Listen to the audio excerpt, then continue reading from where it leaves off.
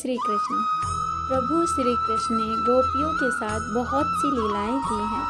श्री कृष्ण गोपियों की मटकी फोड़ते और माखन चुराते और गोपियां श्री कृष्ण का उलाहना लेकर यशोदा मैया के पास जाती। ऐसा बहुत बार हुआ है।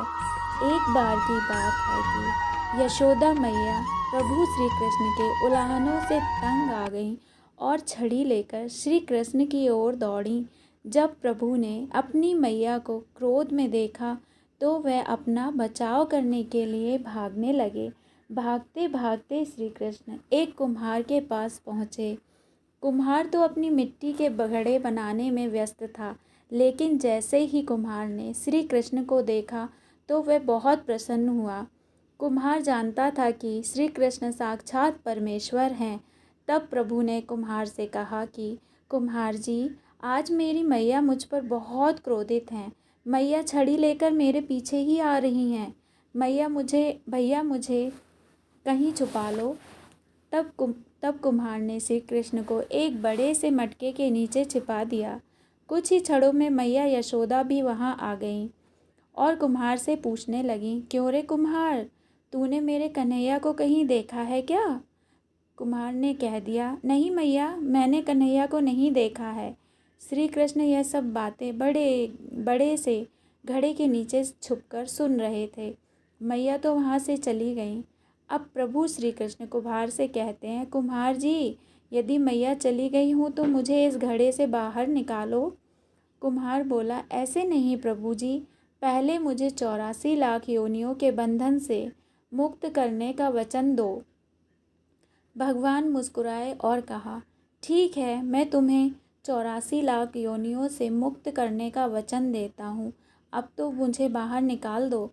कुम्हार कहने लगा, मुझे अकेले नहीं प्रभु जी, मेरे परिवार के सभी लोगों को भी 84 लाख योनियों के बंधन से मुक्त करने का वचन दोगे तो मैं आपको इस घड़े से बाहर निकालूंगा।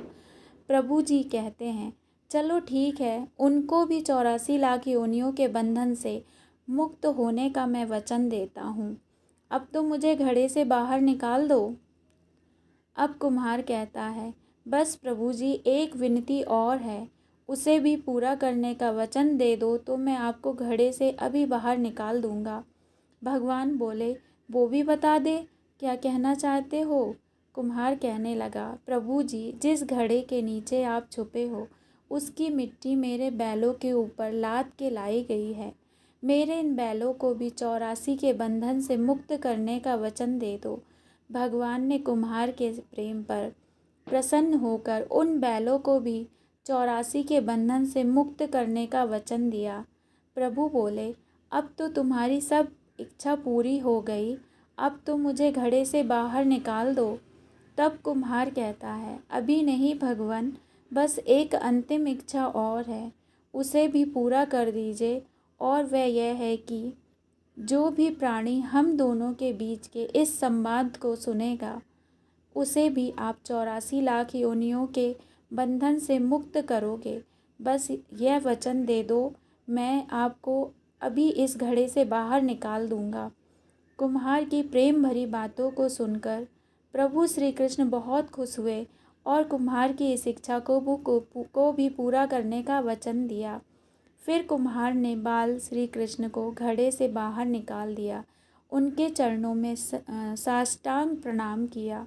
प्रभु जी के चरण धोए और चरणामृत लिया। अपनी पूरी झोपड़ी में चरणामृत का छिड़काव किया और प्रभु जी के गले लगकर इतना रोए कि प्रभु में विलीन हो गए। जरा सोचो, जो बाल श्री कृष्ण 7 कोस लंबे चौड़े गोवर्धन पर्वत को अपनी एक छोटी सी उंगली पर उठा सकते हैं, तो क्या वो एक घड़ा नहीं उठा सकते थे? लेकिन बिना प्रेम रीझे नहीं नटवर नंद किशोर। कोई कितने भी यज्ञ करे, अनुष्ठान करे, दान करे, चाहे कितना भी भक्ति करे, लेकिन जब तक मन में प्राणी मात्र के लिए प्रेम नहीं होगा, प्रभु श्री कृष्ण मिल नहीं सकते। ऐसे ही तो हैं हमारे श्री कृष्ण। जय श्री कृष्ण।